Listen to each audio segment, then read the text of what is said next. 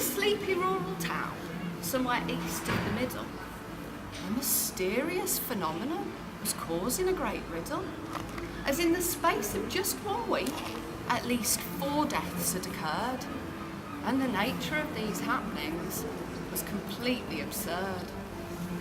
So an investigation began to gain the facts of the matter, in a bid to reassure the town from the spread of idle chatter, and a common link was found between all those that had died and was linked back to a factory that made the pork pie.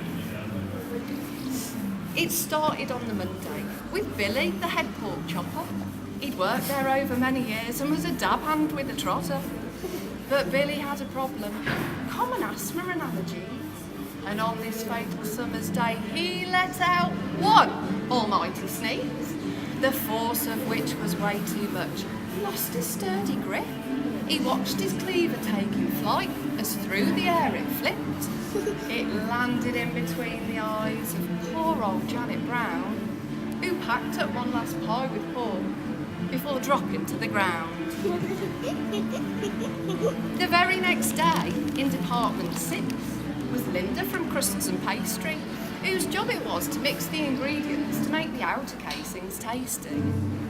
But Linda had a secret vice. She loved the toxic powder, and after taking way too much, well, her judgment would tend to cloud her. She'd been out to a party and got to work a little high, so to try and make it through the day, she racked up a cheeky lie. But instead of snorting crack cocaine, she snuffed the baking soda. The result was catastrophic. The papers called it the head exploder.